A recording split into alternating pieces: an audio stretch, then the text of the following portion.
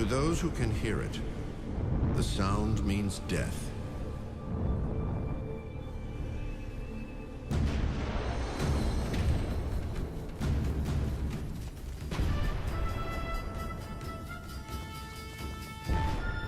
America is on the brink of annihilation.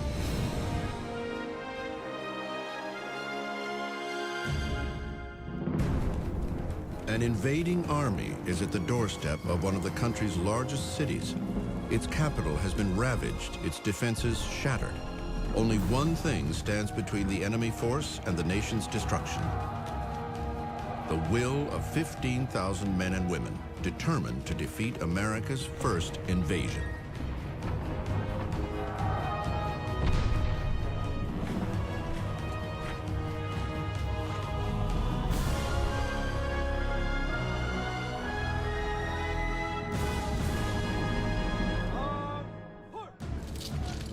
The War of 1812 was a strange and at times an illogical affair.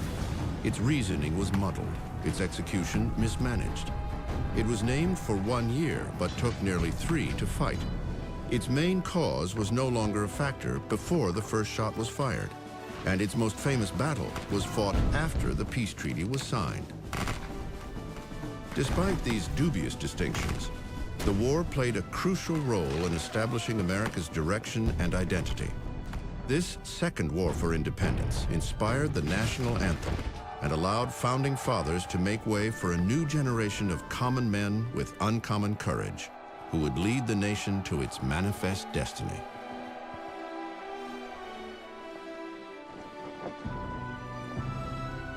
War of 1812 is important because it gave the United States a new standing in the world.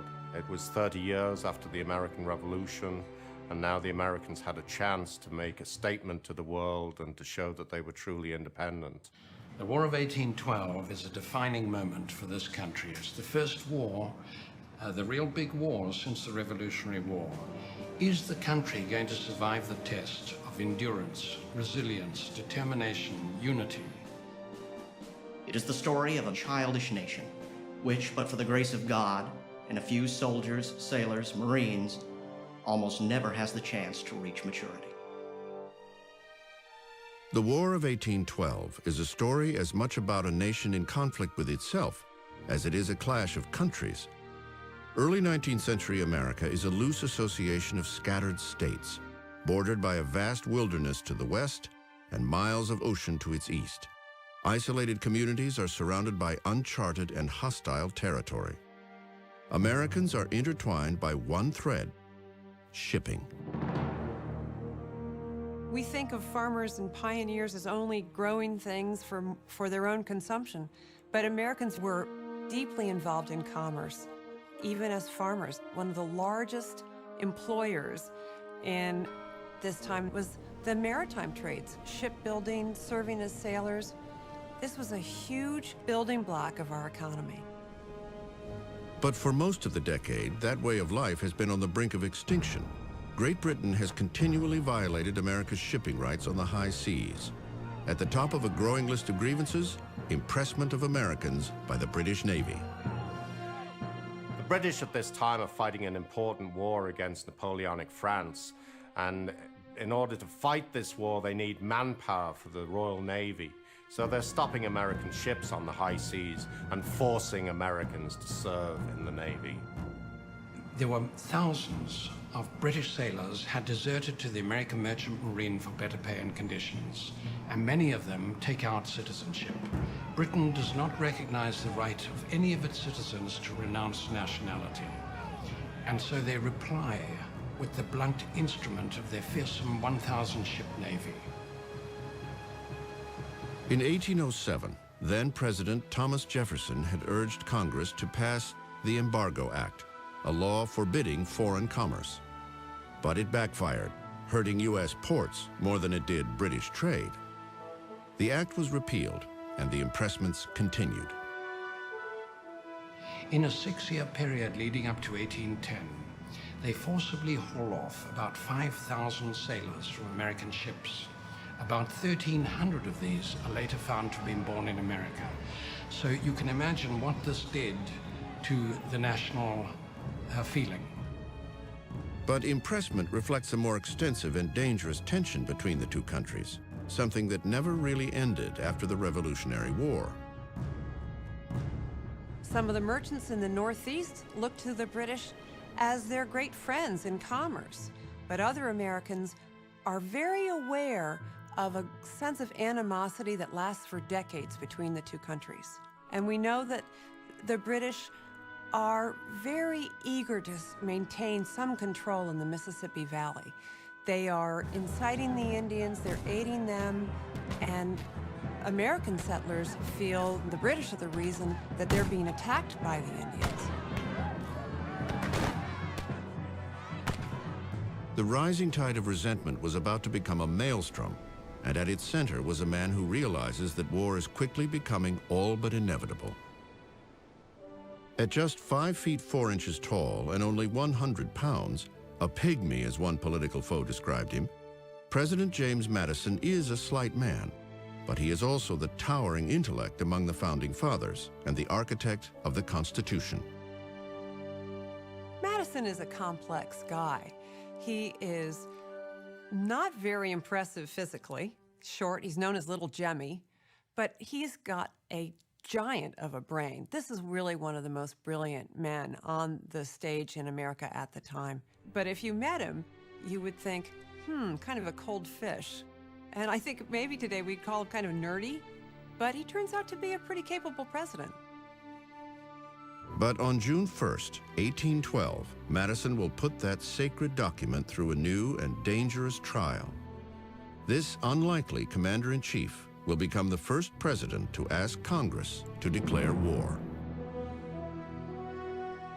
In his message to Congress, President Madison lists the grievances justifying his call for war against Great Britain. They include interfering with trade on the high seas and inciting Indian attacks on the frontier.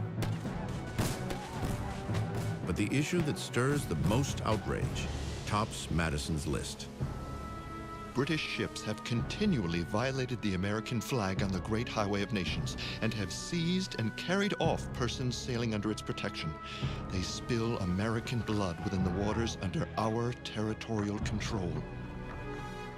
But not everyone joins the battle cry of the war hawks.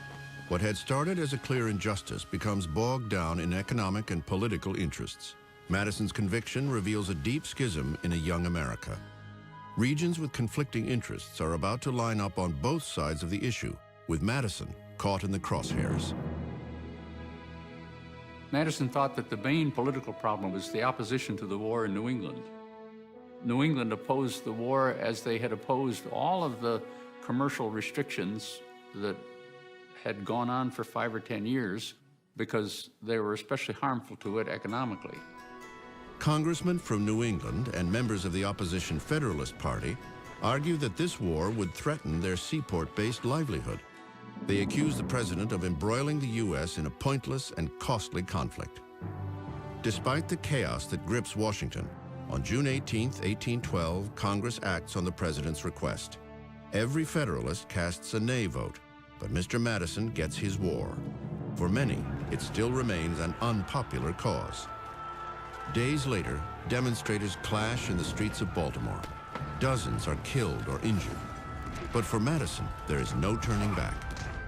He realizes the issue of impressment is just the beginning of what could be a reconquest of the young nation. The decision to go to war is a battle for the soul of America itself. Madison felt, many did, that if we lost, we would lose independence. And the peace terms that Britain later proposed for the war when they thought they were winning indicated that they would reclaim American territory. Ironically, the conflict might have been avoided altogether if communication had been quicker. 2 days before Congress votes to go to war, Great Britain revokes the law authorizing impressment, thus eliminating America's main grievance. But by the time the news reaches Washington several weeks later, it is too late. The United States has entered its First World War. Despite their militant fervor, the war hawks and other pro-war Republicans ignore one glaring fact. the United States is completely unprepared to wage war. We have long been habituated to despise the Americans, sneers a British officer, as an enemy unworthy of serious regard. At the beginning of the War of 1812, the American military is practically impotent. It is a collection of small companies scattered around the United States. It is a constabulary force designed to police and enforce America's laws, but it's really a token force. Actually, they're more of a danger to themselves than to the enemy, from inept leadership. The officers who had served in the Revolution have now died away or retired. So this is a whole new generation of leadership, none of which has seen substantial combat, all of whom underestimate the substantial challenges they'll have to face. On the other hand, the British Army is at the height of its professional competence. The troops are well trained, they're well equipped. Their officer corps, unlike the American officer corps at the beginning of the War of 1812, is young. Quite young, yet very experienced. What makes the British Army the best is determination, refusal to accept defeat. In the face of everything that might sensibly say, you are gone, the British will stick at it and will continue until they succeed.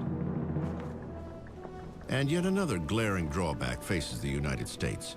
It has no real navy to speak of. The British Navy's a huge problem. The Americans are never going to be able to create anything to compete with the size of the British Navy. So what do? We do have sailors. We do have merchants. We do have entrepreneurial, successful business people. So the Congress encourages privateers, people to go out privately and raid British shipping, hoping to kind of level the field. On the international scene, the American people of 1812 are viewed as unsophisticated, disorganized, and unrealistic. And that is just how they will fight this war. The disparity between British and American forces becomes immediately apparent in the days following the outbreak of the conflict. Just weeks after war is declared, military commanders target Britain's last stronghold in North America, Canada. The Warhawks in Congress were already getting aggressively interested in Canada. They thought this is their way to get back at England for what they saw of insults to the American flag, impressment of seamen. They thought Canada would be easy pickings. What are they thinking? We've got 7.5 million people in the United States, and that's still not enough to settle all the land we have. Why are they casting an eye on Canada? We don't even have militiamen who are willing to cross that border. What many had once predicted would be a matter of mere marching turns into one of the biggest blunders in American military history. America is ill-prepared to defend its western borders, and the opening years of the war are just a series of unmitigated disasters for the young nation. Mackinac Falls, Dearborn Falls, Detroit Falls with virtually no resistance by the Americans.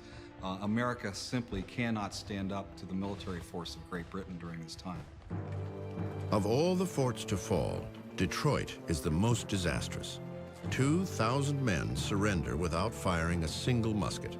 It is an ominous beginning to what would become a confusing and drawn-out engagement. The one bright spot in these early days comes from one of the few ships of the non-existent U.S. Navy. Just 3 days after American forces surrender Detroit, the USS Constitution finds the HMS Guerrière off the New England coast. For the crew of the Constitution, the battle is intensely personal. The Guerrière is one of the most famous of the ships noted for impressment. Over the next 3 hours, the two slug it out. When solid shot fired from Guerrière's guns fails to penetrate the Constitution's solid oak timbers, the American vessel earns its immortal nickname, Old Ironsides. The Constitution returns to Massachusetts a hero, and a conflict that began in a political haze has its first real victory. It would be short-lived. As the War of 1812 drags into 1813, the campaign to conquer Canada has mostly misfired. But that April, the Americans enflame the British and set the stage for the most dramatic act of revenge in the war. On April 27th, American troops attack York, the capital of Upper Canada. and set fire to the Parliament building. The British will not forget this act of devastation. Just 1 year later, they will launch the first invasion of the United States and bring the war right to President Madison's doorstep.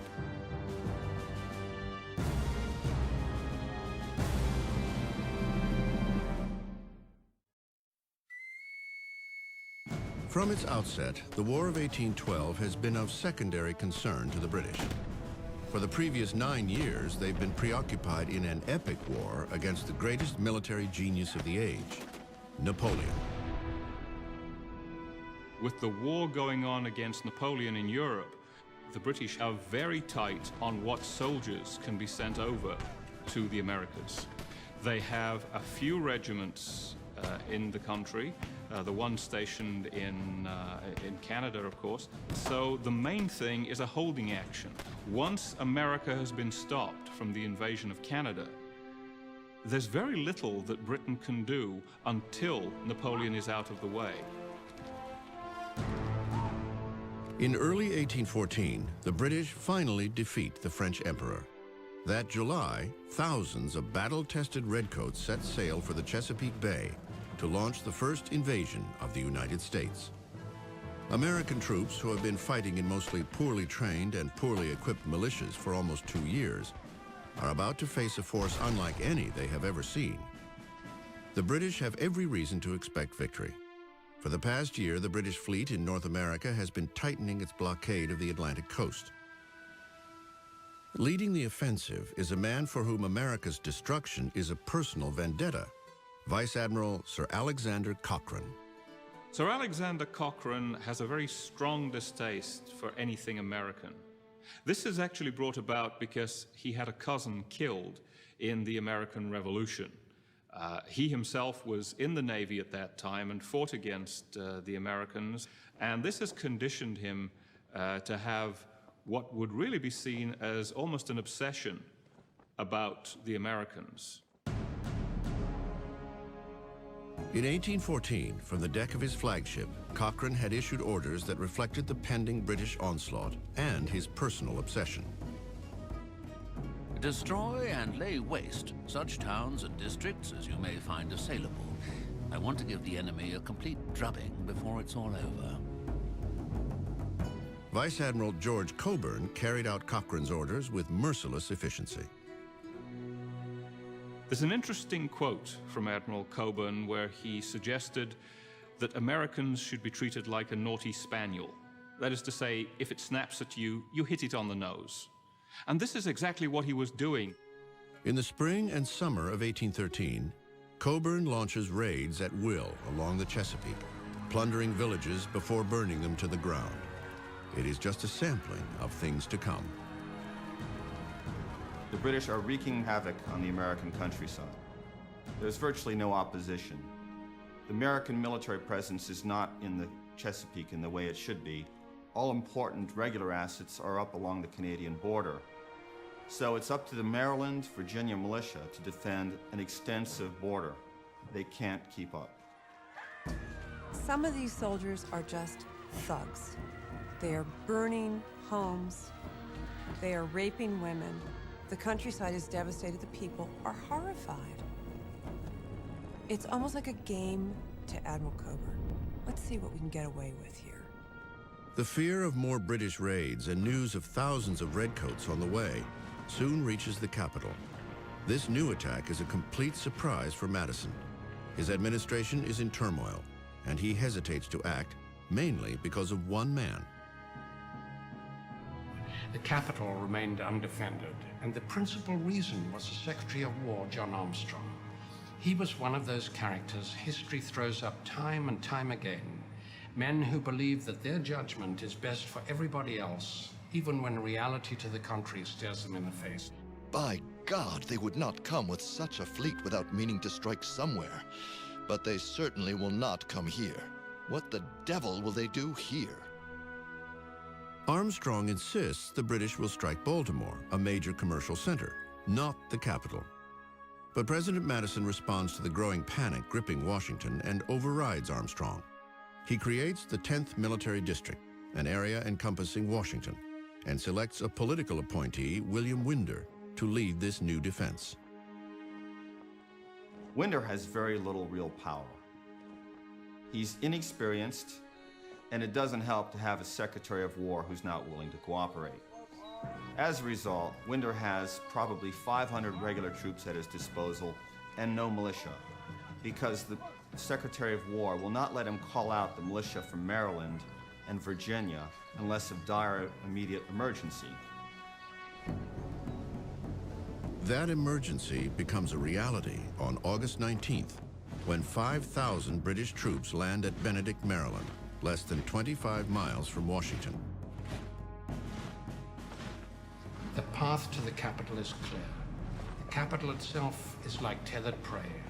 And as the British began their march west, fear is overtaken by terror in Washington, and terror becomes pandemonium, because this is a defenseless city. In the chaos consuming the capital, President Madison issues 2 orders: concentrate troops as quickly as possible and remove all government papers from the city for safekeeping. That task falls to clerk Steve Pleasanton. He hurries to buy coarse, durable linen, which he orders cut and sewn into book bags. And into these, he and others gently put, believe it or not, the Declaration of Independence, the Constitution, international treaties, and George Washington's correspondence. While this is being done, the Secretary of War, John Armstrong, passed by and rebukes Pleasanton for being an alarmist for thinking the British were on their way to Washington. Pleasanton, unintimidated, says that it's more prudent to try and protect the documents of the revolutionary government. Armstrong seems to be the only person not fleeing or trying to defend Washington. At the seat of power, cabinet members leave the capital and head into the city. Secretary of State James Monroe volunteers as a scout. Even President Madison rides into the countryside to rally the troops. General Winder rushes everywhere, desperately trying to determine where the British will strike. With each new report, he exhausts his men with countermarches. General Winder decides to make a stand to defend Washington 10 miles from the White House. And here, on the eastern branch of the Potomac, is where the fate of Washington is going to be decided. Winder makes his stand at Bladensburg, Maryland, just 6 miles from Washington, in what will be one of the most notorious American military embarrassments of the entire war. There, on August 24th, his hastily gathered, inexperienced defenders face off against veteran troops under Major General Robert Ross, the commander of the land-based invasion force. Ross, in many ways, is the ideal combat commander.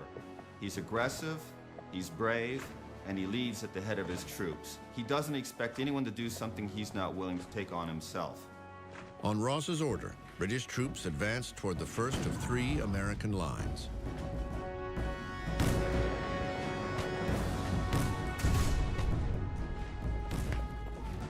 They quickly outflanked the defenders and forced them to retreat. As the British moved toward the second line, American artillery blasts the oncoming light brigade. Despite this deadly onslaught, the second line begins to break. Most of the British soldiers under Ross are veterans of the Peninsula War. They've been up against some of the best troops in the world, the French. And they're just amazed, however, at how slight the resistance is from the Americans. They expected more from Yankee Doodle. The third line makes a desperate last stand until the British finally overrun them. General Winder orders a retreat that turns into a panic-stricken race back to Washington. They run so fast that the Redcoats suffer heat stroke trying to keep up with them. Charles Ball, a free black and one of the defenders on that third line, recalls the last moments of what will go down in history as the Bladensburg races. If the militia regiments could have been brought to charge the British, we should have killed or taken the whole of them in a short time. But the militia ran like sheep chased by dogs. In just 1 hour, all resistance has been wiped off the map. Now nothing stands in the way of the British as they advance toward Washington, less than 1 day's march away. Madison realizes that the onslaught is inevitable and seeks to remove himself from harm's way. Maybe it's something like George Bush on 9/11. He's trying to find a place where he can get a hold of the situation, find out what's happening, make sure that there's not going to be more trouble in Washington, and if there is, he wants to be somewhere else. In the aftermath of the battle, the once flourishing capital is becoming a ghost town as government officials flee the city. Battered American troops staggering back into Washington have no information of the president's whereabouts. Within hours, the British invasion force will enter Washington. As the capital descends into chaos and with the president and members of his cabinet unaccounted for, one woman will spearhead the last defense of the seat of power before the Redcoats put it to the torch. August 24th, 1814, would go down as one of the blackest days in American history. It began with a humiliating defeat at Bladensburg, Maryland, and ended with the destruction of the nation's capital. The events of this one day would test the mettle of a young nation and provide some of the most memorable moments in America's so-called forgotten war.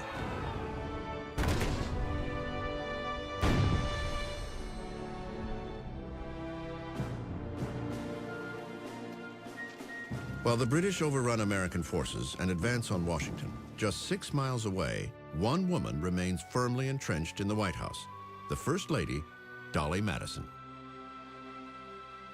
Dolly Madison is my favorite character in American history.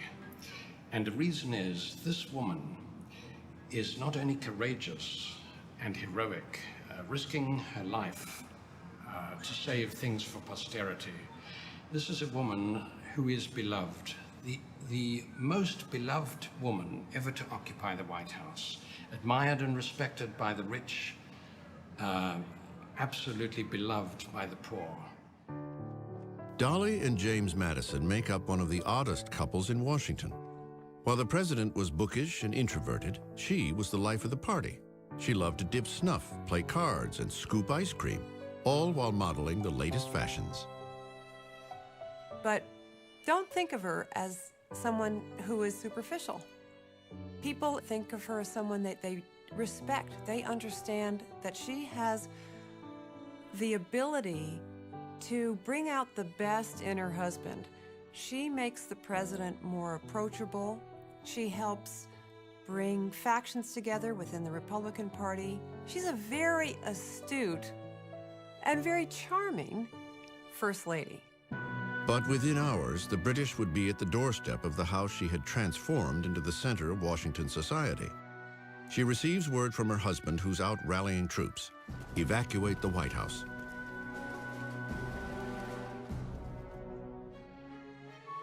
As the desperate minutes dwindle, Dolly Madison heads for a national treasure. This is a woman who, at the risk of her life, while the British are advancing on Washington and the male guards have fled from around the White House, this lady decides to save George Washington's portrait, painted by Gilbert Stuart, for the single reason that it has to be protected and saved for future generations. Which one of us, male or female today, would risk our lives for a painting? And she did that. I insist on waiting till the large picture of General Washington is taken, so I have ordered the frame to be broken and the painting taken out. It is done. The First Lady is among the last to evacuate the city. She finally boards her carriage, searching for her husband. By 8 p.m., British forces, led by Major General Ross, enter Washington. It was never expected that an army of 4,000 men could march with little or no difficulty, take and have at its mercy the capital of the United States. In retaliation for burning the Canadian Parliament at York the previous April, British troops prepare to set fire to Washington's government buildings. Redcoats, under the command of Vice Admiral Coburn, break into the Capitol. They stage a mock legislation and vote unanimously to burn the building. One resident watches the fire from her rooftop. No drawing room was ever as brilliantly lit as the whole city that night. As flames burst through the roof of the Capitol, there was a roll of thunder. At about 10:30 p.m., the men move on to another key government target, the White House. In the dining room, they find the table set. Coburn orders wine poured, and in a sarcastic toast to the president, drinks to Jemmy's health. Soldiers rampage through the rooms, grabbing souvenirs, including a ceremonial sword and a pair of rhinestone buckles. Even Major General Ross pockets President Madison's love letters to Dolly.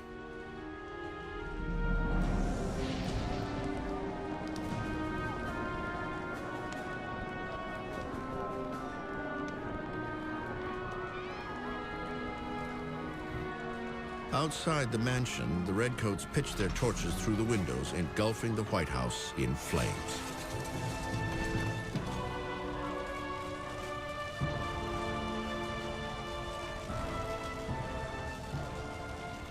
The destruction of Washington's public buildings, these fires, the glow of which was seen 50 miles away, struck at the hearts of many Americans wherever they were. Every American heart is bursting with shame and indignation at the catastrophe, recalls George Douglas, a militia private. Perhaps no one feels the emotions more deeply than President Madison, who watches the fires from horseback in Virginia. There's no sign of panic.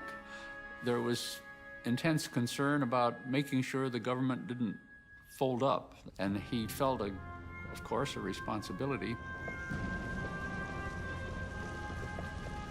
At that stage, Madison was thinking, where would he find Dolly? Where would the rest of the government be? How could he reconvene them to show that the government could still function and still exist in an effective form? The next morning, August 25th, the British set the Library of Congress and the Navy Yard afire as storm clouds threaten overhead. But at 2 o'clock that afternoon, two events would transform a burning Washington into a scene beyond comprehension. With little warning, one of the most powerful hurricanes in its history hits Washington.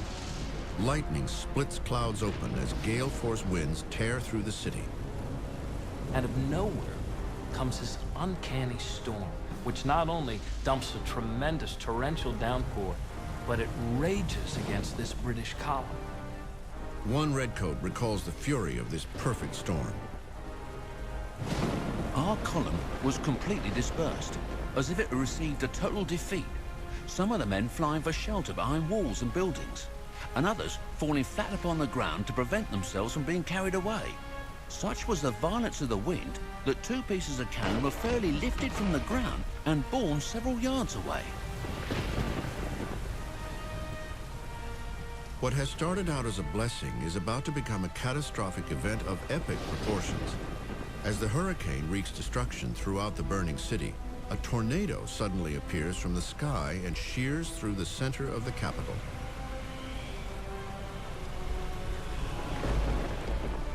For 2 hours, the immense storm rages through Washington, dousing most of the flames that have turned the Capitol into an inferno. We now know a tornado actually touches down like the wrathful hand of God from the Old Testament and inflicts more casualties in the middle of that British column than they even suffered in Bladensburg. When the storm clears out the next day, so do the British. The invasion force returns to Benedict, Maryland, a battered and bewildered unit. Meanwhile, the President and First Lady finally reunite at a roadside tavern. They return to Washington on August 27th and view the devastation. In just 24 hours, a capital that had taken 10 years to build had been reduced to a charred wasteland. The White House is now a smoldering, roofless shell. The Madisons realize that they will never live there again. Dolly's depression turns to bitterness, and the president condemns the British as damned rascals.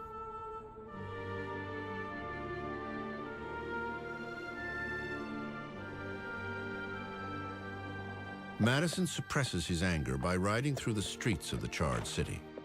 Our good president, observes banker John Barnes, is out animating the troops and encouraging the citizens not to despair.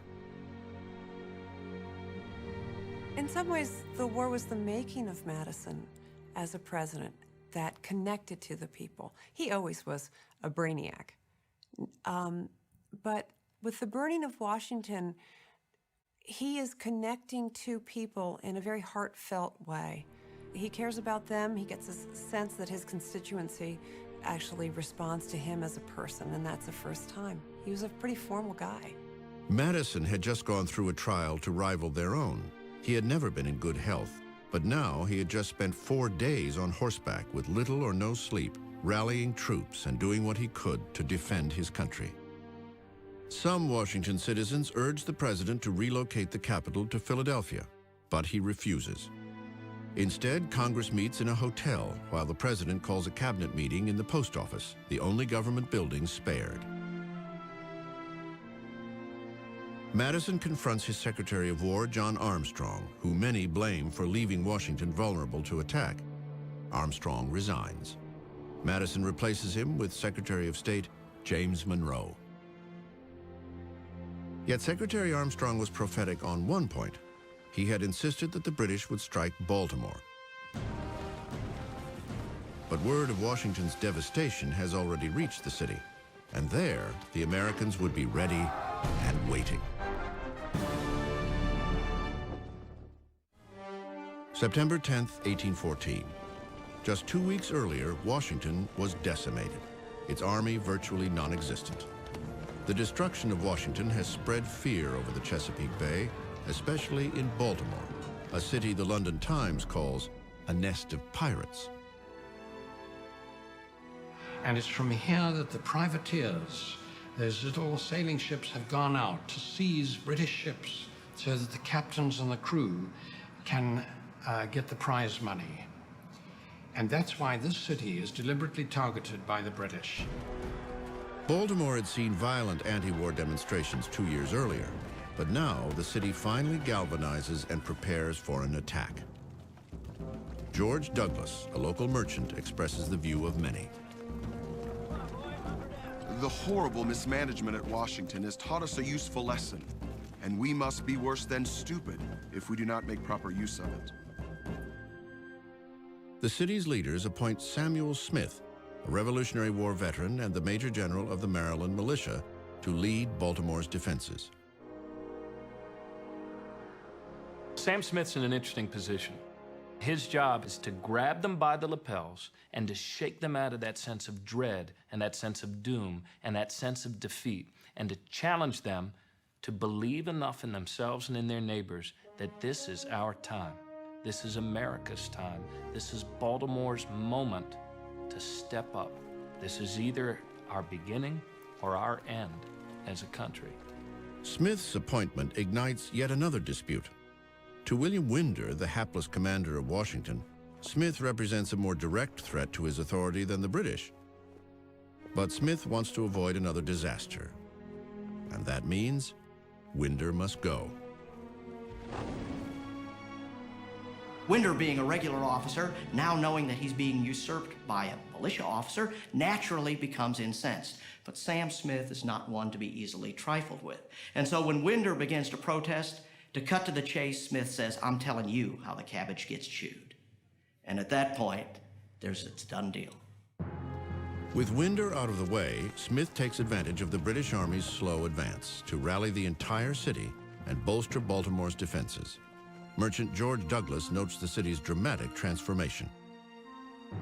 At least a mile of entrenchments with suitable batteries were raised as if by magic, at which are now working all sorts of people, old and young, white and black. They worked together, building the earthworks, protecting their livelihood. They knew at the last minute what they faced if the British took over their city. The responsibility of galvanizing the American military presence falls to a young commander, Major George Armistead. He already knows what will be the target of a naval attack, Fort McHenry in Baltimore Harbor. Major George Armistead, 38 years old, artillery officer. Armistead is ordered to Fort McHenry by the Secretary of War. Fort McHenry guards the entrance to the city of Baltimore. This is the key defense, and this is a vital role for Armistead to take command, and he loses no time in making defense preparations. Those efforts now include turning to the people of Baltimore once again and asking them to make the supreme sacrifice for their city. Think about the merchants of Baltimore. They were willing to sink their own ships, their livelihood, to protect the harbor of Baltimore. With these sunken hulks in the harbor, the British warships could not get any closer. They created a man-made reef that protected the rest of the city. Armistead immediately orders 2 tiers of earthen shore batteries built and the mounting of 60 artillery pieces. We are ready, except that we have no suitable ensign to display over the fort. And it is my desire to have a flag so large that the British will have no difficulty in seeing it from a distance. Armistead sends an order for a large garrison flag and a smaller banner, known as a storm flag, to Mary Pickersgill, a maker of colors in Baltimore. The War Department pays her $574.44 for the 2 flags. The larger one, made of light wool bunting, measures 30 feet by 42 feet. This was one very large flag. It took more than Mary Pickersgill to pull this off. There were 7 women living in that house with her, and her daughter Caroline relates this story in a letter she writes. The flag is so very large. My mother was obliged to obtain permission from the proprietors of the Claggart's Brewery to spread in their malt house. And I remember seeing my mother down on the floor placing the stars. My mother worked many nights until 12 o'clock to complete it in the given time.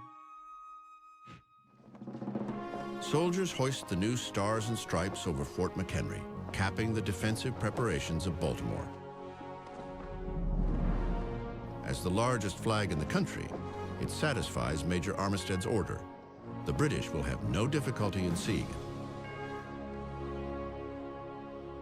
By 10 o'clock p.m. on September 10th, the city settles in, the entire area shrouded in an eerie silence. Everyone in Baltimore is aware of what is at stake. Now, the only thing they can do is wait.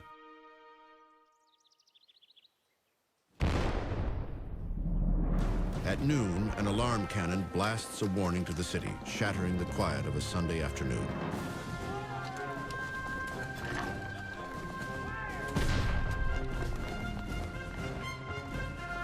Lookouts have sighted the British fleet off North Point. Some citizens respond in panic. Others rush to defend the city.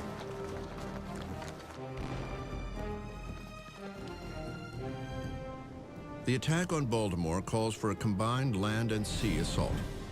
By 7 a.m. the next morning, as 50 naval ships head up the Chesapeake, 4,000 British infantry troops and Royal Marines form at North Point and begin their march to Baltimore.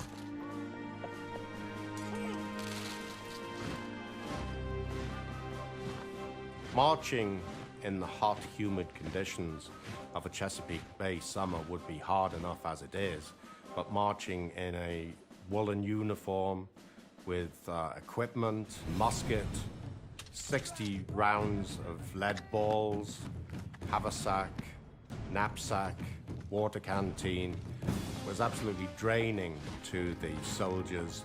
A number of them died by the side of the road. Undaunted, British Commander Major General Robert Ross, flush from his overwhelming victory at Bladensburg and the burning of Washington, presses on. When informed that militia make up the majority of American troops, he declares, "I don't care if it rains, militia." He will soon regret those words. This time, Ross will face off against American General John Stricker, a leader with a very different attitude than his colleagues in Washington. Stricker is determined that this time the militia won't run like sheep chased by dogs as they had outside the Capitol. Outnumbered, outgunned, and knowing that they are now facing the best army in the world, Stricker instead gives his men a different order: attack. The militia are not prone to stand a bayonet attack in the daylight, let alone in the dark, so Stricker realizes he must act. He sends an expedition forward of riflemen, cavalrymen,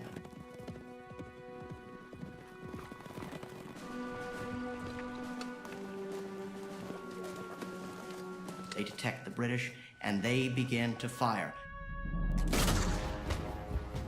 The Battle of North Point is now joined.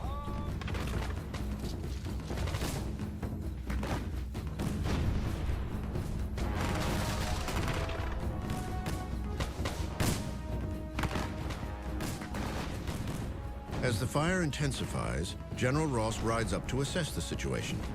He turns to rally the light infantry. One British lieutenant recalls what happens next. He had scarcely entered the wood when an American rifleman singled him out. He fired the ball, true to its mark, pierced his side. An anonymous sniper strikes down the commander of the British land forces. Ross falls from his horse, mortally wounded. Moments later, British fire fells the American rifleman.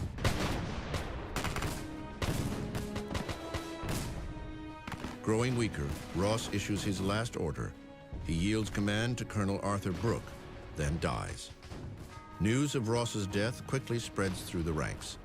Midshipman Robert Barrett expresses the shock shared by many in the British invasion force. I can vouch that the lamented Major General Robert Ross was regarded by all ranks as a chivalrous hero whose humanity and bravery were equally conspicuous, and that his memory will never die in the regiments he so often led to victory. The sniper's name has faded into history. With one shot, he would never know how he had changed the course of the War of 1812. The tragic death of Ross affected the British Army in a very significant way. He was a known quantity. They knew what they could expect from him, and they trusted him. The British Army at this stage were in something of a quandary. For the British, Major General Ross's death means more than just losing a leader. What was once an invincible juggernaut has experienced the first chink in its armor. Imagine if Eisenhower had been shot the day before D-Day. That's what happened here. Ross was killed by a sniper, and the organization went into shambles. Men who really loved that general weren't so quick to turn to his replacement for leadership. Had he lived, Ross might have emerged as the battle's most well-known figure.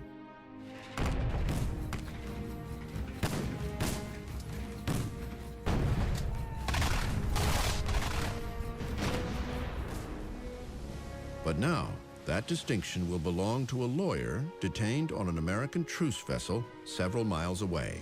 His name, Francis Scott Key.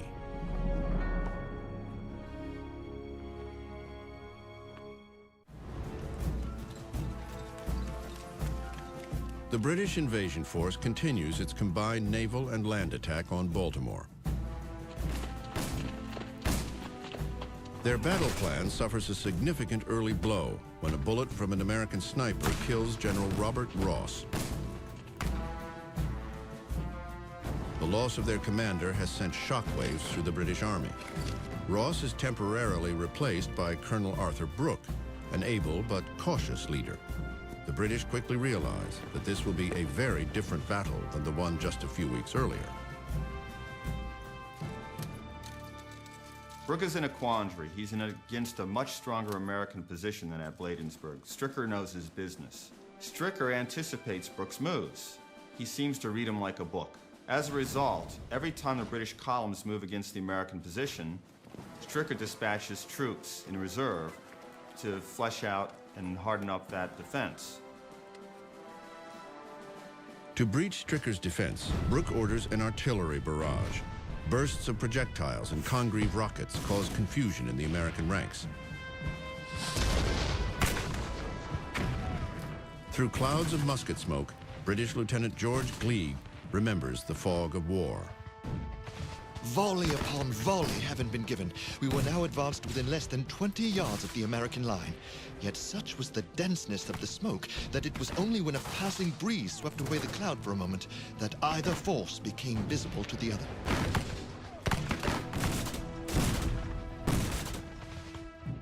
Stricker, seeing his line threatened by oncoming British forces, calls for a retreat. But unlike the militiamen who scattered at Bladensburg, he retires his troops in good order to the very outskirts of Baltimore. Meanwhile, in the harbor, Major George Armistead, the commander at Fort McHenry, views the approaching British fleet from the ramparts. Prepare to fire! Sir, you're out of our range! Give your guns full elevation. From the number of barges and the well-known situation of the enemy, I have no doubt but that an assault will be made this night upon the fort. Aboard the 50-gun frigate HMS Surprise, Captain Edward Codrington reflects the confidence of the British Navy in a letter to his wife. The work of destruction is now about to begin, and there will be many broken heads tonight. The bomb vessels, brigs, the frigates are all pushing up the river with an eagerness which must annoy the enemy, I presume as much as it delights me. Dawn, September 13th. The bombardment of Fort McHenry commences. From their position 2 miles away, heavily armed British bomb ships unleash an early 19th century version of shock and awe. This is the most powerful, destructive force known to man in 1814. 1,500 of these are thrown at the fort, exploding 190-pound cast-iron bombs. This is what's striking fear into the hearts of the Baltimore defenders. Miles from Fort McHenry, the citizens of Baltimore feel the power of the British artillery volleys. A local newspaper reports. The houses in the city were shaken to their foundations, for never, perhaps from the time of invention of cannon to the present day, were number of pieces fired with so rapid succession. 8 miles away, a 35-year-old Georgetown lawyer named Francis Scott Key watches the bombardment aboard an American truce vessel. Just prior to the battle, he had arrived at the British fleet in Chesapeake Bay to secure the release of a friend. But before they can leave, the bombardment of Fort McHenry begins, and they're trapped. Key now finds himself in the middle of the storm. Francis Scott Key is amazed and appalled by the bombardment that's going on. The absolute foundations of both Fort McHenry and Baltimore are being rocked by these 200-pound bombs that are being hurled at the fort. As the Royal Navy bombards Fort McHenry, Colonel Arthur Brooke resumes the infantry attack on Baltimore. When he comes on the position in Hampstead Hill, he is amazed at what he sees. Strongly emplaced American troops behind extensive earthworks, well armed with artillery. While the British infantry advance on Baltimore, the bombardment of Fort McHenry continues into the afternoon. Heavy rain and 13-inch mortar shells deluge the fort. At about 2 p.m., a mortar shell arcs over the walls, killing a gun commander and wounding several soldiers. Private Isaac Monroe recalls the devastation inside the stronghold. Sergeant Clem was killed by my side, a bomb bursting over our heads. A piece the size of $1, 2 inches thick, passed through his body.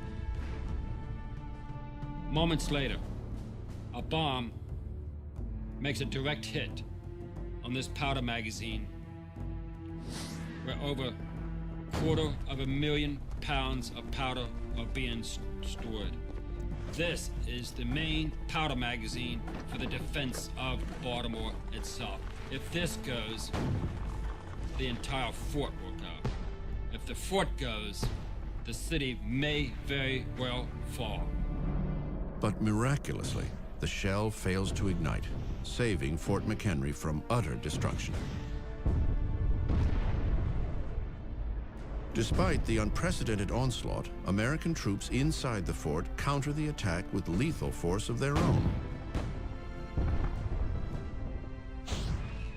By nightfall, the bombardment has lasted more than 12 hours. The sky over Fort McHenry is ablaze with lightning and rocket glare, as deafening thunderclaps and artillery blasts shake and rattle all of Baltimore. One U.S. Marine is awestruck by the dazzling but deadly sound and light show. I think the handsomest sight I ever saw was during the bombardment, to see the bombs and rockets flying. An order comes to extinguish the lights in all of Baltimore to prevent the British from seeing any strategic landmarks. Now, only the periodic flashes of lightning and exploding rockets illuminate Fort McHenry. Inside, Major Armistead and his men know they must hold out. The fate of the city, perhaps the nation itself, is in their hands. The only way Francis Scott Key and the people of Baltimore will know if they're successful is if the flag above the fort still waves. They watch, hope, and wait. Throughout the night of September 13, 1814, the British Navy keeps up its bombardment of Fort McHenry in Baltimore Harbor. One British midshipman recalls the relentless artillery attack. All the night, the bombardment continued with unabated vigor. The hissing of rockets and the fiery shells glittered in the air, threatening destruction as they fell. Whilst to add solemnity to this scene of devastation, the rain fell in torrents. The thunder broke in mighty peals after each successive flash of lightning. Inside the fort, with the smaller storm flag now flying above, Major George Armistead's men return fire. The only means we had of directing our fire was by the blaze of their rockets and the flashes of their guns. Those citizens of Baltimore who haven't already fled the city look on in awe and horror. And Francis Scott Key is one of them. Throughout the night, he paces the deck of his ship in the darkness, hoping the explosions would continue, because if there's silence, it might mean the fort had capitulated. While the Royal Navy shells the fort, Colonel Arthur Brooke, commander of the British Land Force, prepares a final attack on Hampstead Hill on the edge of the city. To aid Brooke, Vice Admiral Cochrane orders a diversionary attack against the western slope of Fort McHenry with a flotilla of 20 barges armed with artillery. But the Americans don't fall for the ploy. Instead, the American artillery pounds away at the diversionary force. In the pre-dawn darkness of September 14th, Brooke makes a momentous decision. He orders a retreat back to the ships. September 14th, dawn. At 4:30 in the morning, the American gun batteries here at Fort McHenry fall silent. But the bombardment continues until 7:30 that morning by the British Royal Navy.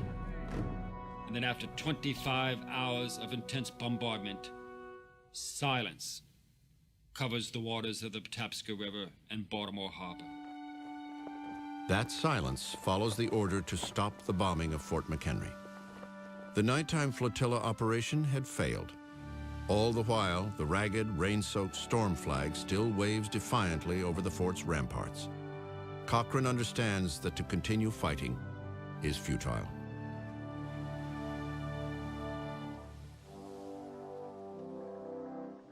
One by one, each British warship that only minutes before had unleashed an unprecedented eruption of artillery and rocket fire now weighs anchor and quietly sets sail into the morning mist. An American officer recalls the sight. The enemy has been severely drubbed, as well by his army and his navy, and now it is retiring down the river after expending many tons of shot, from 1,800 to 2,000 shells, and at least 700 or 800 rockets. It is a moment to remember. It is a moment now that would define the importance of Fort McHenry in the War of 1812, because something is about to happen. Major Armistead quickly replaces the tattered storm flag by hoisting, as one British observer noted, a most superb and splendid ensign on the battery. The enemy has no trouble seeing it.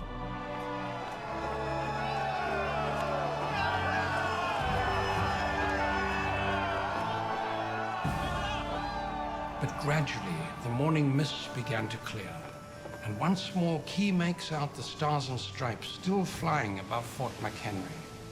Never before has he looked with such reverence upon the symbol of his country.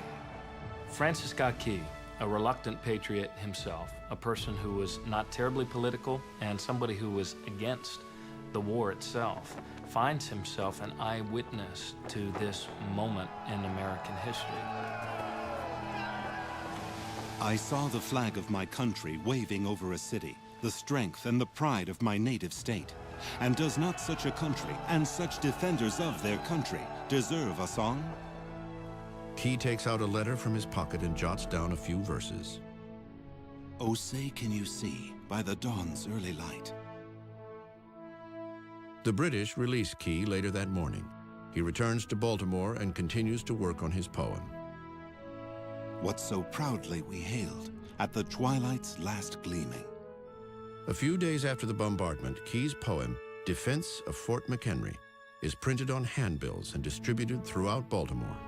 Whose broad stripes and bright stars, through the perilous fight, o'er the ramparts we watched were so gallantly streaming.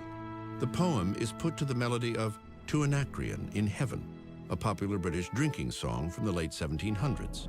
And the rocket's red glare, the bombs bursting in air, gave proof through the night that our flag was still there. By November 1814, the song is published in Baltimore as the Star-Spangled Banner. Soon, other cities publish the song, and it gains popularity. Oh, say, does that star-spangled banner yet wave? Congress officially approves the song as the national anthem in 1931.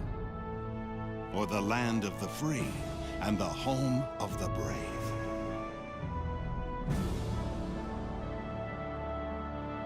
The night of September 14th, 1814, fireworks again explode and light up the sky over Baltimore, this time in celebration.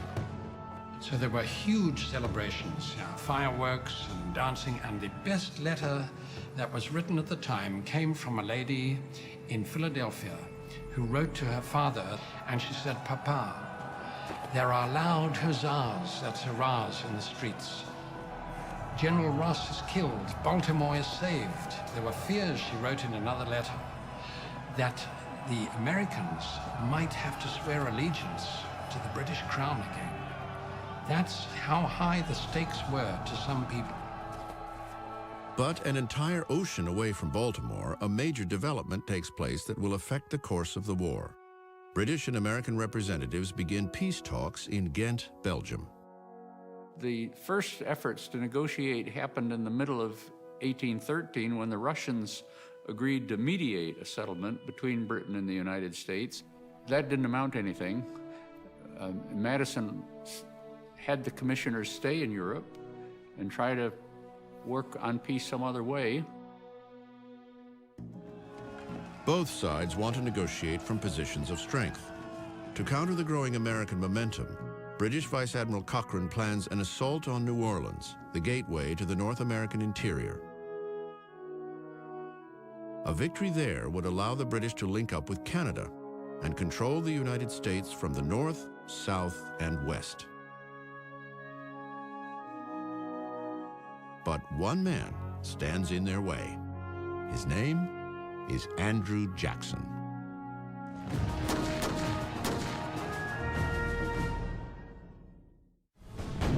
In December 1814, events on and off the battlefield will take the War of 1812 into an unprecedented direction.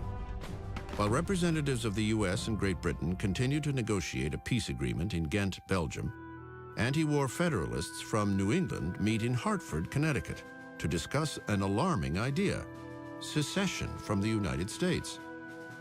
A country under attack by foreign invaders is now threatened by its own people. For the Madison administration, it is nothing short of a crisis. They knew that British agents were in Hartford talking to the New England politicians there, and that there might be a secession movement. It looked like the whole thing might unravel. With political developments at a critical stage, the British target New Orleans, where a decisive victory could threaten the unity and independence of the United States. But standing in their way is Andrew Jackson, a 47-year-old Tennessean whose indomitable will, battle-hardened guts, and fiery temperament earns him the legendary nickname Old Hickory. Andrew Jackson is a pugnacious individual. He's fought duels, and when he takes command of the army, lodged between his lung and his heart is a bullet. He's racked by dysentery, and yet that indomitable will pervades. And Jackson is a man to be reckoned with. Few cross Andrew Jackson, and those that do rarely walk away. As commander of the U.S. 7th Military District, Major General Jackson must oversee the defense of New Orleans. The pending fight will be more than just a military assignment. It's a chance to exorcise a deep hatred dating back to his youth when he was taken prisoner by the Redcoats during the Revolution. Some say it comes from the scar on his face inflicted by a British officer with his saber when Jackson refused to clean his boots, but it's deeper than that. Both his brothers and his mother have died of disease, the result of the brothers' captivity in Great Britain's hands. As Jackson's hate for the British grows, he begins looking for payback, and the War of 1812 offers the opportunity for that payback. Jackson expressed this feeling to his wife, Rachel, at the beginning of the war. I owe to Britain a debt of retaliatory vengeance. Should our forces meet, I trust I shall pay the debt. But Jackson's thirst for revenge was about to clash with an unexpected adversary, the President of the United States, James Madison. Think of these two men, Jackson and Madison. Physically, they're so different. Jackson's really tall and dynamic and vigorous military leader, and you've got Madison, who's brilliant, formally schooled, very erudite. They couldn't be more different in the way they work with other people and just the way they look. Earlier that year, Madison had opposed Jackson's promotion to general, which was done without his consent. But despite Madison's personal dislike of the renegade, Jackson is the only man who can save New Orleans. Jackson arrives in the city on December 1st, 1814. He boldly promises to drive their enemies into the sea or perish in the effort. He acts immediately to organize the city's defenses. At once, all was bustle at New Orleans, wrote one resident. Jackson was untiringly active. Following his lead, New Orleanians of every ethnic background and social class unite to prepare for the defense of their city. Even men from as far away as Kentucky poured into the area, ready to fight. While New Orleans bustles before battle, Jackson recruits an army, illustrating the magnetic power of his charisma. Andrew Jackson is one of the most dynamic Americans in the entire history of the country. This is a man who, by sheer force of personality, can galvanize the ordinary man in the street to take up arms and have the vigor of a professional soldier. He literally got people off the street to help defend New Orleans, and it was the sheer dynamism of his character. If ever a diverse force had been collected to defend the United States of America, it is at New Orleans. Regulars, frontiersmen, volunteers, French-speaking Creoles, Indians, pirates. A truly diverse and almost motley accumulation of men. You have America, so to speak, in all of its colors and languages, if you will, the common man. Would they have the discipline to stand and not retreat, not run, and obey the commands that were given? Jackson will soon find out the answer. His ragtag army of nearly 4,000 mostly untrained men doesn't appear to stand a chance against the 10,000 British troops headed their way.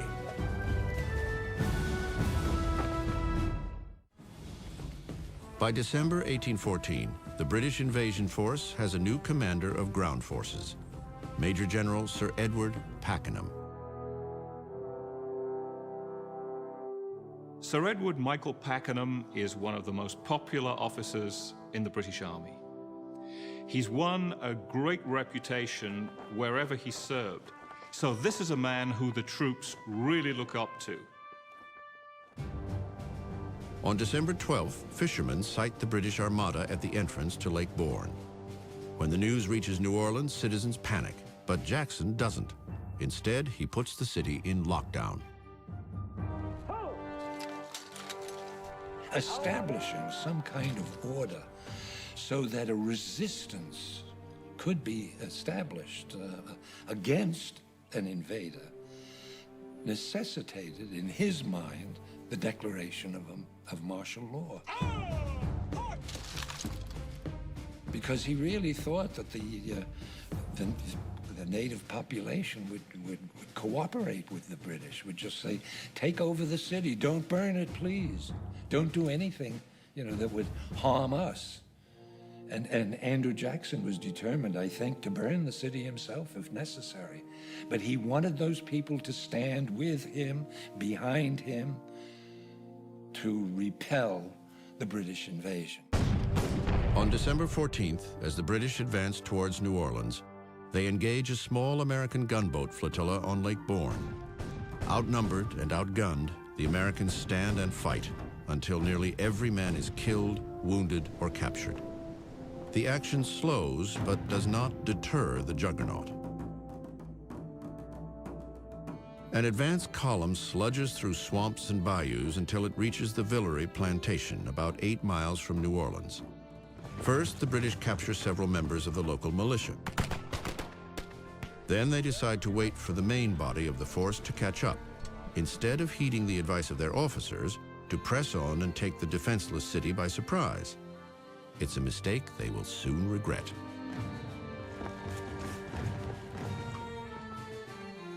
That's the turning point, I think. The British had many more troops. They should have pressed on. They would have taken the city, I think. But they didn't. They thought that Jackson had in excess of 20,000. He had less than 3,000 or 4,000. But the British command has no option. They are caught between the Mississippi River on one side and a swamp on the other. The only way now is to go straight ahead. So they have to hit the American lines, hit them hard, break the line, and get through. And Jackson is determined to hold that line. And rather than wait for the British to attack, he attacks them first. By the eternal, they shall not sleep on our soil, Jackson declares when he learns the British are only a few miles away. He immediately orders a force of some 1,500 men to ambush the British camp. The 14-gun Carolina parallels the infantry as it sails down the fog-shrouded Mississippi towards the unsuspecting enemy camp. December 23rd, 7:30 p.m., with only the light of the British campfires to guide them, the guns of the Carolina open fire. The attack, remembers one British soldier, catches the camp completely by surprise. Flash, flash, flash came from the river. The roar of the cannon followed, pouring a perfect shower of grape and round shot into the camp. Following the Carolina strike, the American infantry attack. The fighting in the fog and smoke becomes intense and chaotic.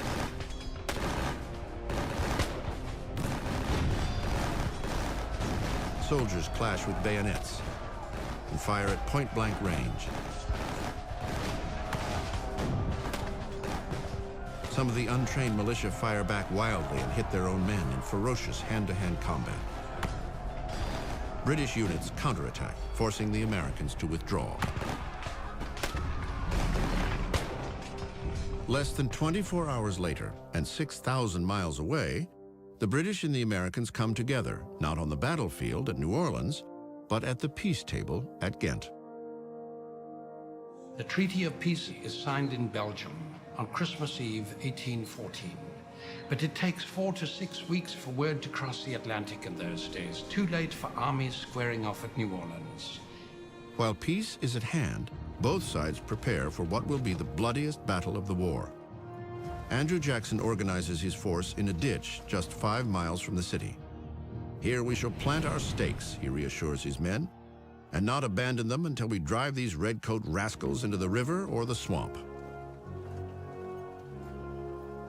4,000 men, entrenched in mud, are stretched over a mile from the Mississippi River on the west to its easternmost rampart in the swampy woodlands. Meanwhile, the British advance toward the city quickly becomes a quagmire. They push up from Lake Bourne, and they're using their small boats, the ship's boats and barges, cart the British Army up piecemeal fashion to embark operations against the Americans. There aren't enough boats. They're exhausted. It's been a long, hard campaign. Morale's dropping. As the fog lifts on New Year's Day, 1815, the British guns open fire, taking the Americans by surprise. Solid shot, exploding mortar shells, and Congreve rockets can be heard throughout New Orleans. Old Hickory calms his anxious men. Don't mind those rockets. They are mere toys to amuse children. The American gunners immediately return fire, and artillery rumbles for the next 3 hours. But the hastily assembled gun emplacements cannot protect the British. One by one, their artillery pieces fall silent, some nearly out of ammunition. A British soldier expresses his dismay. Even this artillery attack, upon which so much reliance had been placed, was found to be of no avail. Although the artillery attack has failed, General Pakenham believes he can still smash Jackson's line if he uses his most powerful tactic, a full-out charge on the city. But Jackson will be ready for him, setting the final stage for the Battle of New Orleans.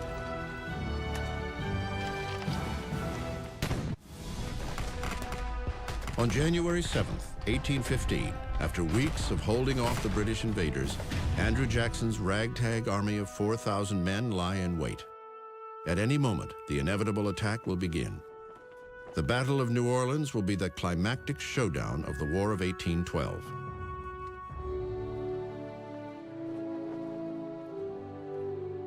As the evening of January 7th appears, the men behind Line Jackson know that an attack is imminent. They can hear the sounds directly in front of them, and yet their morale is extremely high because in their mind, they have beaten the British twice.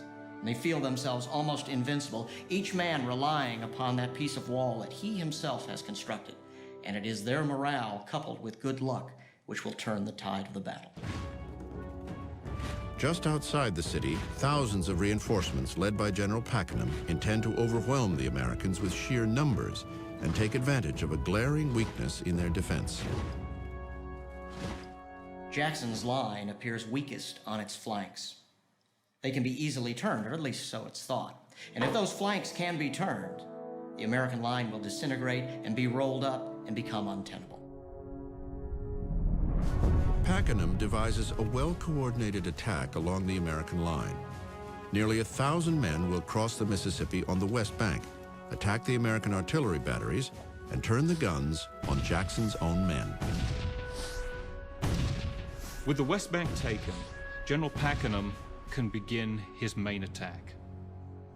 He has 3 columns. On his left, General Keane will create a diversion.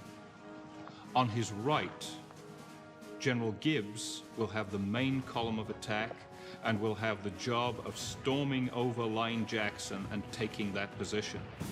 Down the center, General Lambert will bring up a column of reserve. He'll be there to throw his weight behind whatever action needs more troops. Pakenham's plan is aggressive, but it's too complicated. He's got too many columns moving forward, and everything has got to be timed to perfection.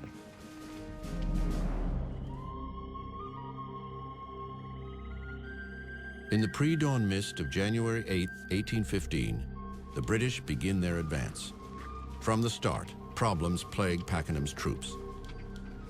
The muddy riverbanks slow the launching of the attack force. Once in the water, the swift current sends some boats too far downstream before they can reach the west bank. By the time they make it across the river, it will be too late to effect the battle. Elsewhere, the 44th Regiment, part of the main assault force, blunders. The primary assault column is on the march, And the regiment that's supposed to carry the scaling ladders have forgotten them. They've left them behind. When they go back to get them, the column's already on the move. At sunrise, the mist clears, exposing the oncoming British force, rocket fire lighting their way. Press your lines. Jackson calls to his men. They are near enough now, gentlemen. You may fire when ready. A Kentucky rifleman remembers how his fellow defenders responded to Old Hickory's orders. Steady, boys. Hold your fire. Take aim!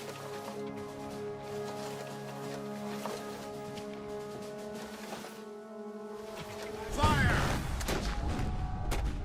Then the heavy iron cannon, and some thousands of small arms joined in and made the ground shake under our feet. As soon as the firing began, Captain Patterson came running along. He shouted, "Shoot low, boys! Shoot low! Break 'em!"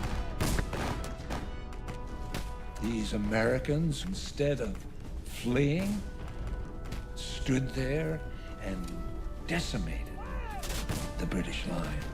One cannon blast, they said, knocked out 100 British soldiers.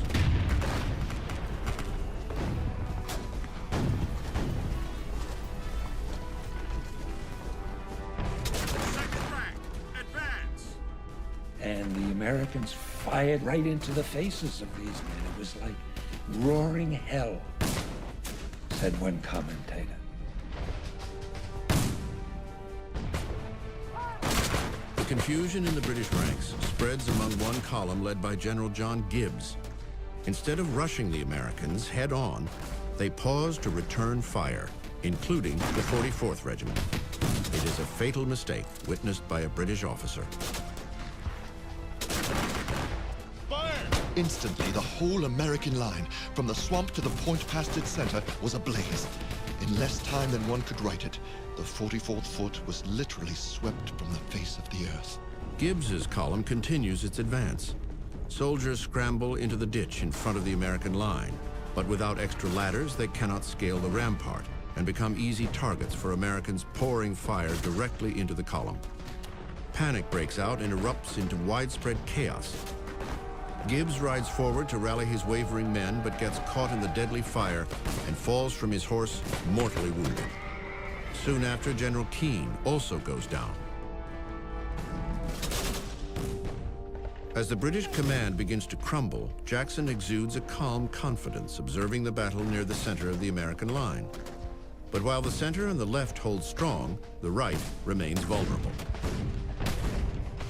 British troops, led by Colonel Robert Rennie, managed to storm the rampart.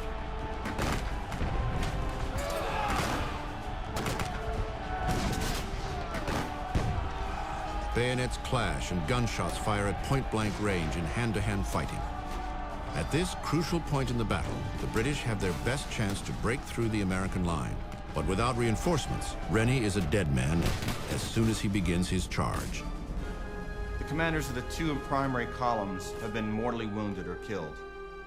Other field officers are dead. There's no one left to command. Pakenham moves forward to try and rally retreating troops. He's hit in the knee. His horse is killed. His aide gets him another horse. But another round of grape shot rings out. He's hit. This time, it's fatal. He's hit through the arm and the spine. He's hit in the lungs, and he falls to the ground, dying. The British Army has lost its commander. In just 20 minutes, the British High Command has been obliterated. The survivors realize they will never reach New Orleans and halt the attack.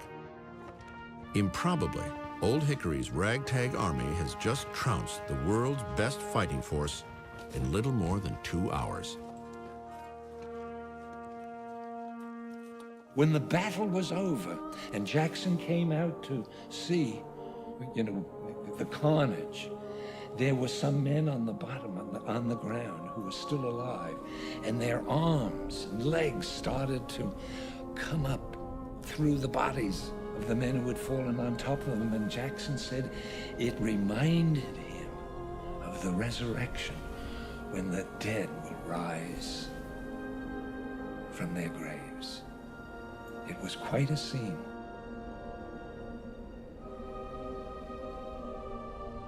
More than 2,000 British soldiers have been killed, wounded, reported missing, or taken prisoner. Americans report only 13 dead and several dozen wounded. There has never been in the annals of military history such a lopsided victory as Andrew Jackson had in defeating the British. It made no sense. Who could believe such a victory? It proved to the American people for all time that, by God, they did have the ability and the will and the leadership to defeat any country that might try to invade us. It had been in question.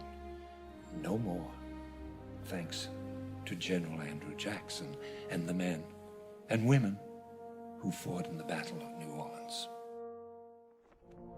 On February 4th, nearly 4 weeks after the battle, news of the victory reaches Washington. The Capitol goes wild. "Glory be to God that the barbarians have been defeated," blared a local newspaper. "Glory to Jackson. Glory to the militia, sons of freedom, benefactors of your country. All hail." There's a new sense of national pride. There's a patriotic fervor where they're voicing things of American virtue and American purity and American values as they had not done since the Revolution. 9 days later, the peace delegation returns to Washington with the Treaty of Ghent, formally ending the War of 1812. The terms of the treaty merely restored territorial boundaries and maritime rights to what they were before the conflict.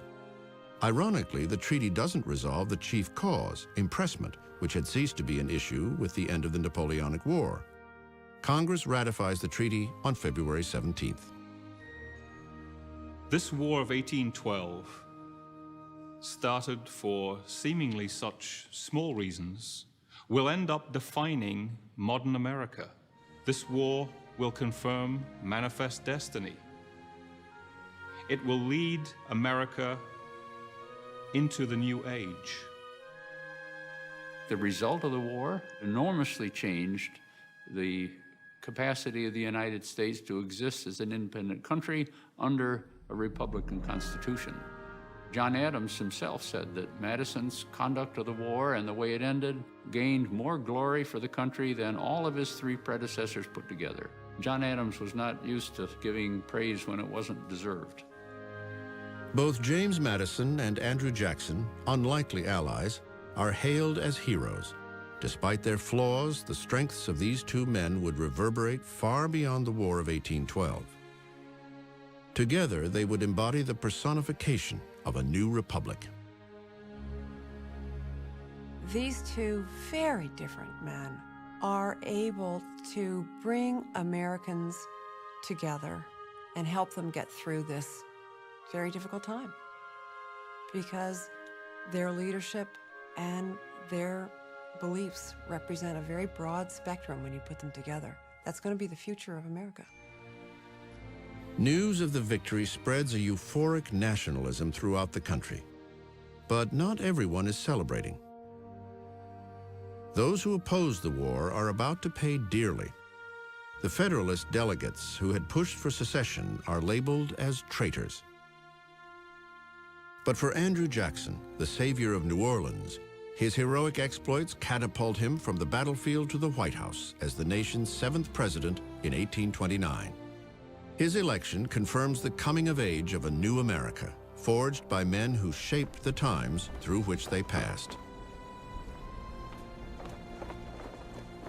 The War of 1812 shouldn't be forgotten, because that's a turning point in the development of American democracy, American government, the American sense of who we are.